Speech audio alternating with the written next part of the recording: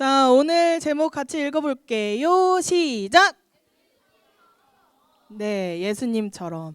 오늘은 대답을 잘하는 친구들과 발표하는 친구들에게 젤리 혹은 드림, 진짜 잘 대답하는 친구들은 둘 다 주도록 하겠습니다. 여러분 혹시 이런 경험 해본 적 있어요? 체육대회 때 달리기를 나가서 열심히 뛰고 있는데 내가 2등이에요. 1등이 엄청 앞서가고 있어. 근데 1등이 발을 삐끗해서 넘어져서 내가 그 1등을 제치고 1등이 되었어요. 여러분 그럴 때 어떤 마음이 들까요? 나이스! 미안한 마음도 들어요? 좋습니다. 자, 내가 만약에 1등을 정말 간절히 바랬다면 오!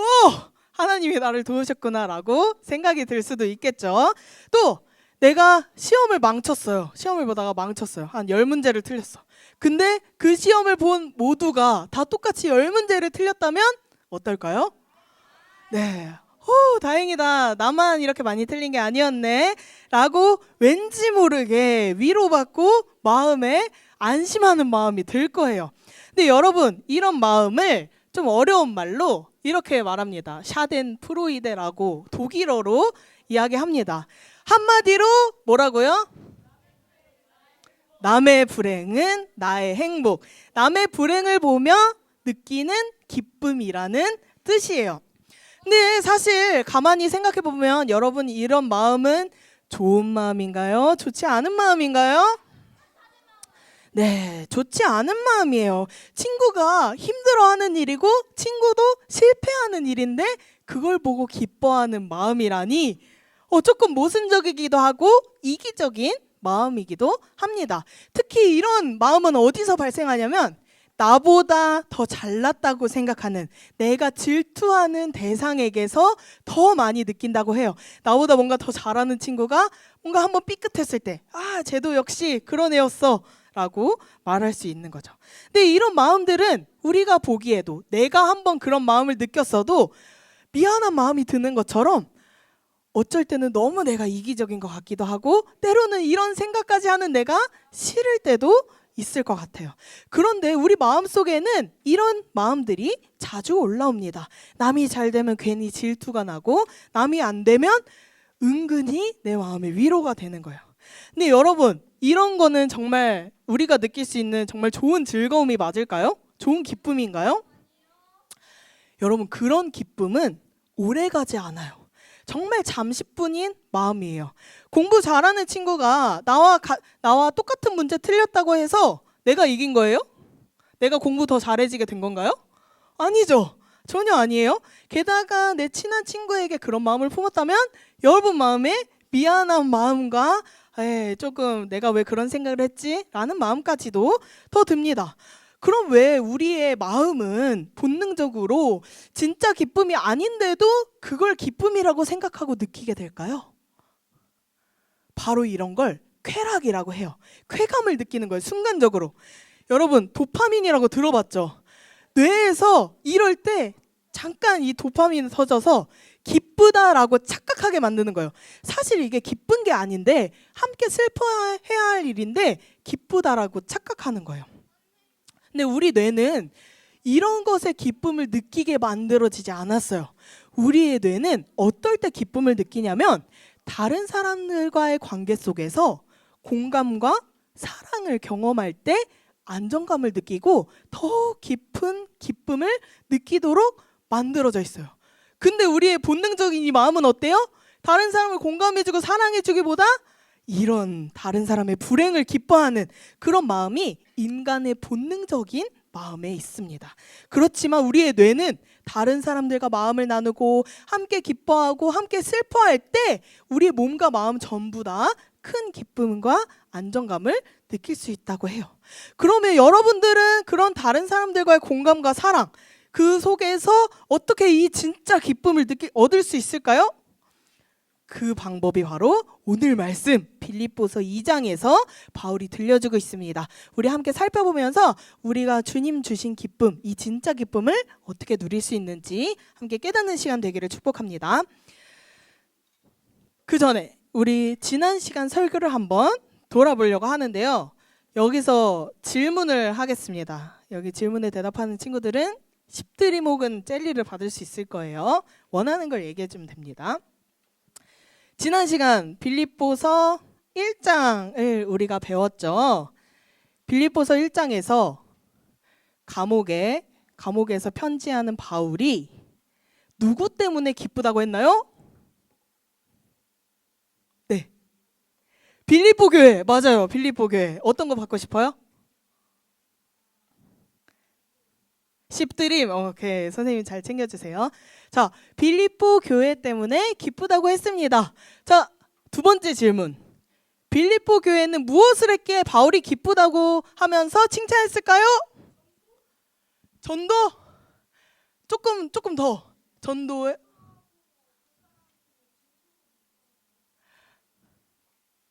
비슷한데 우리 유호도 꼭 챙겨주세요. 잘 대답했어요. 젤리 먹고 싶어요? 알았어. 네 가지 맛이 있어. 콜라, 과일 맛, 콜라 맛. 던져줘. 자, 이거보다 좀 더 정확한 답이 있습니다. 자, 주제. 뭐라고? 흥광 아니에요. 자, 힌트.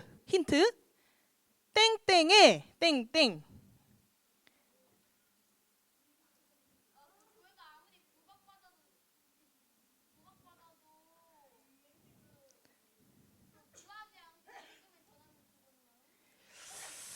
틀린 대답은 아니지만 땡땡에 땡땡. 서은이 뭐라고? 복음 전파의 진전? 자, 힌트를 더 줄게요. 복음의 땡땡. 우리도 땡땡 하자고 했었죠?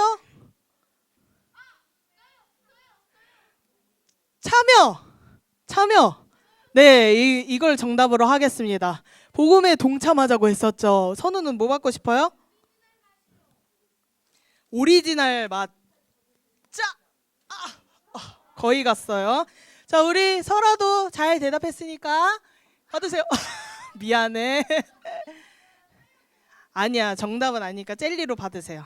자, 우리도 하나님이 보내신 자리에서 학교, 가정, 학원, 여기저기 사람들이 모인 이 공동체에서 복음에 동참하자고 했습니다. 이 동참한다는 것은 내가 있는 자리에서 내가 할 수 있는 아주 작은 실천이라고 했었죠.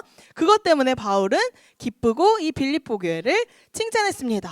자, 이번에 2장에서는 바울이 이제 단순히 격려하고 칭찬하기뿐만 아니라 우리가 어떻게 하면 진짜 기쁨을 경험할 수 있는지 알려주고 있어요. 우리 빌립보서 2장 2절 한번 읽어볼게요. 시작. 같이 하여 같은 사랑을 가지고. 아멘. 바울은 권면이나 사랑이나 위로를 할 때, 교제를 할 때 친구들과 모여서 이야기하고 위로해주고 사랑하거나 뭘 하든 간에 어떻게 하라고 해요? 마음을 같이 하라고 합니다. 자, 그럼 여러분, 친구와 마음을 어떻게 같이 할 수 있을까요? 너 나랑 같은 마음이야? 라고 확인하면서 같은 마음인 친구를 찾을까요? 마음을 같이 하는 게 뭘까요? 마음을 같이 하는 게, 자, 단순히 억지로 이 사람과 똑같이 행동하라는 게 아니에요. 이 말씀 속에 다 숨어 있습니다. 간단하게 두 가지로 한번 설명해 볼게요. 마음을 같이 하는 건 첫 번째, 같은 사랑을 가지는 것입니다. 여러분은 옆에 있는 친구를 얼마나 사랑해요? 얼마나 사랑하죠? 옆에 있는 선생님 얼마나 사랑해요? 네, 모르는 사람보다 사랑하죠. 사랑에는 정말 다양한 사랑이 있습니다. 부모님의 사랑도 있고, 선생님이 우리에게 주시는 사랑도 있고, 친구 간의 사랑, 우정도 있고요. 연인 간의 사랑, 이렇게 많은 종류들이 있습니다. 그러면 우리는 친구와 마음을 같이 하는 게, 같은 사랑을 가진다는 게 어떤 사랑을 골라서 해야 될까요? 친구 간의 사랑? 어떻게 하는 거죠, 그건? 그러면 여러분들은 받은 사람들에게만 베풀어 주잖아요. 어때요? 어떤 사랑을 베풀어야 될까요? 바로 예수님의 사랑으로 같은 사랑을 품어야 된다는 거예요. 예수님은 우리를 차별 없이 모두를 사랑하시고 그 사랑으로 서로를 사랑하라고 하세요. 우리가 예수님의 사랑으로 친구에게 그 사랑을 전할 때 우리 모두는 같은 사랑을 가지고 있는 거예요. 또 여기서 내가 좋아하는 친구들만 사랑하는 게 아니라 나와 생각이 다르고 나와 취향이 다른 모든 친구들을 사랑하는 것이 같은 사랑을 가지는 거예요. 예수님의 사랑을 가지고 있는 우리 모두는 같은 사랑을 가지고 있는 사람들인 거예요. 자, 그럼 같은 사랑을 가지고 또 두 번째는 뭘까요? 맞아요. 두 번째, 뜻을 합해야 합니다. 여러분, 친구들과 생각이 달라서 다퉈본 적 있어요? 예를 들어 볼게요. 여러분은 탕수육을 먹을 때 찍먹을 해요? 부먹을 해요? 자, 좋아요. 자, 찍먹 손 들어 볼까요? 맞네. 부먹. 난 다 먹는다. 다 먹는다로 합시다. 다 먹. 자, 나는 소스 없이. 좋아요. 그럴 수 있어요. 좋아요. 자, 손 내리고. 여러분, 정말 이거는 간단한 문제인데 탕수육 그냥 알아서 먹으면 되지. 이런 걸로 사람들은 되게 많이 다투는 걸 볼 수 있어요. 근데 여러분, 정답이 있어요? 아니죠. 그럼 이건 무슨 차이예요? 그렇죠. 자기 취향의 차이예요. 근데 여러분, 뜻을 합하라고 했잖아요. 그럼 내 뜻과 내 찍먹인 뜻과 부먹인 뜻이 다 달라요. 누구의 뜻에 맞춰야 될까요? 내 뜻에 다 맞춰야 될까요? 아니면 다 양보해서 반반? 자, 여러분, 각자의 취향이 다르고 당연히 의견이 다를 수 있어요. 여기서 중요한 건 나한테만 맞춰야 하는 거 아니에요. 다른 사람에게만 맞춰야 하는 것도 아닙니다. 그럼 누구에게 맞추나요? 우리의 생각의 기준을 예수님 뜻에 맞추는 거예요. 이런 우리 탕수육 같은 사소한 문제는 아까 말했듯이 반반 나눠서 하거나 지혜롭게 우리가 할 수 있는 방법이 있어요. 각자 1인분씩 시키거나 아니면 탕 짜면 이렇게 내 거 나오는 걸로 시키거나 각자 취향대로 먹으면 돼요.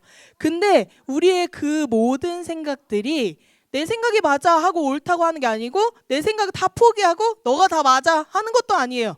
예수님의 뜻에 우리 모두의 뜻을 같이 합하는 거예요. 그게 바로 우리가 진짜 기쁨을 느끼는 방법이죠. 서로 다른 의견들도 예수님의 마음으로 맞춰가며 한 방향을 바라보는 것이 바로 뜻을 합하는 겁니다. 여러분, 이렇게 같은 사랑을 하고 뜻을 합한다는 것은 마치 합창단과 같아요. 여러분, 합창 해본 적 있어요? 합창은 어떤 음들을 내는 사람들이 있죠? 소프라노 있고 메조도 있고 알토도 있고 테너, 베이스 뭐 더 많아질 수도 있겠지만 이렇게 목소리의 높이가 다양한 사람들이 지휘에 맞춰서 잘 따라가 보면 이 각기 다른 음들이 하나의 아름다운 노래가 되는 거예요. 근데 만약에 각자가 부르고 싶은 대로 박자도 마음대로 하고 음도 마음대로 바꿔서 부르면 어떻게 될까요? 시끄러운 소음이 될 거예요. 노래처럼 안 들려요. 우리도 마찬가지예요. 우리는 예수님의 뜻, 예수님의 마음에 따라서 우리가 하나 되어 움직일 때 하나님의 아름다운 나라가 실현되고 하나님이 주시는 진짜 기쁨을 누리게 된다는 거예요. 여러분, 그래서 우리는 이렇게 예수님의 사랑을 따라 예수님의 뜻으로 우리가 한 마음이 되어야 함을 바울이 이야기하고 있습니다. 근데 그러면 우리가 예수님의 마음을 닮아가려고 노력을 해야 하는데 예수님의 마음에는 한 가지 특징이 있습니다. 우리 3절 말씀 누가 읽어볼까요? 서윤이가 읽어주겠습니다. 시작.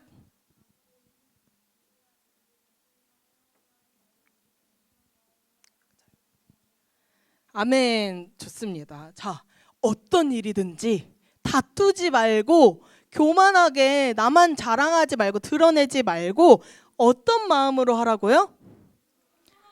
겸손한 마음. 이게 바로 예수님의 마음이에요.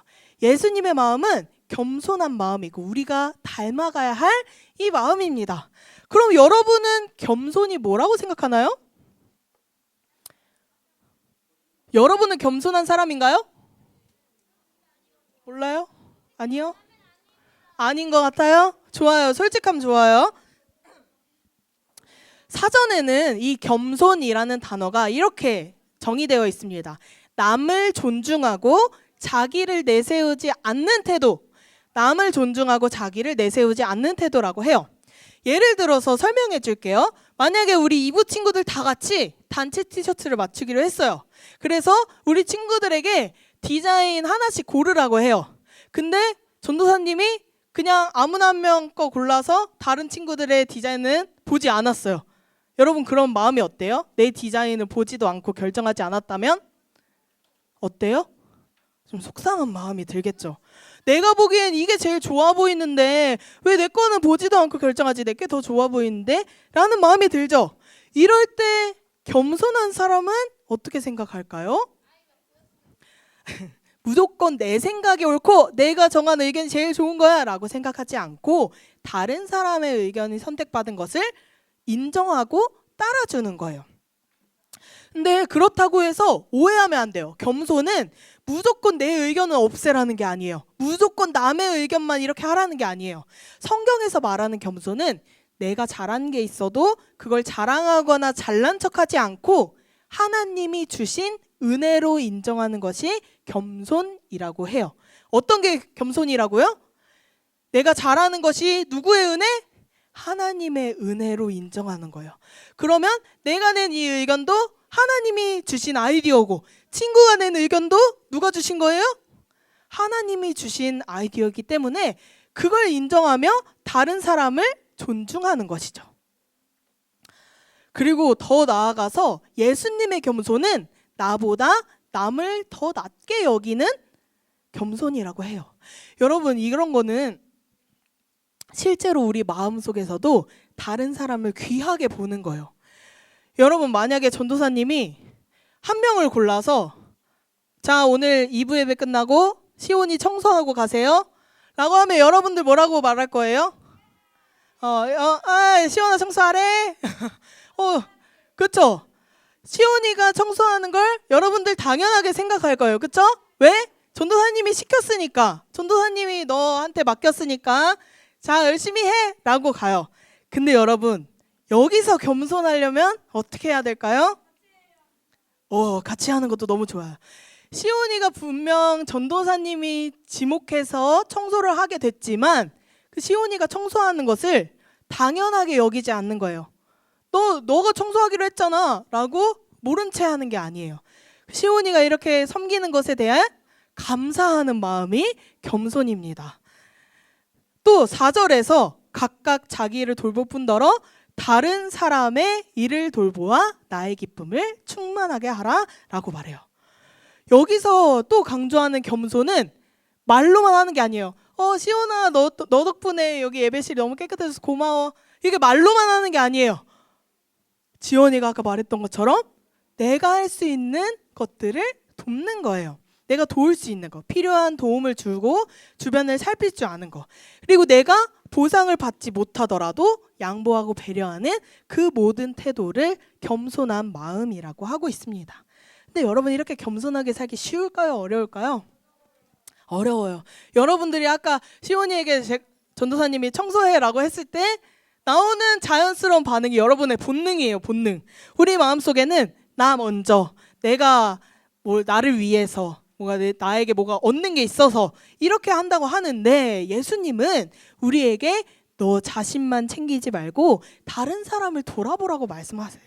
왜냐하면 하나님이 우리를 그렇게 사랑하셨기 때문이에요. 받은 사랑을 우리도 나눌 수 있어야 하는 것이죠. 그럼 이런 겸손한 마음을 가지기 위해서 우리도 이 본능을 이기고 계속해서 노력해야 되는데, 어떻게 하면 겸손한 마음을 잘 가질 수 있을까요? 바로 예수님이 어떤 분이신지를 정확하게 아는 것입니다. 예수님을 알아야 그 예수님의 마음을 알 수 있겠죠. 예수님을 알아야 그 예수님의 마음, 겸손한 마음을 닮아갈 수 있는 거예요. 우리 마지막으로 2장 5절에서 8절 말씀 다 같이 한번 읽어보겠습니다. 시작!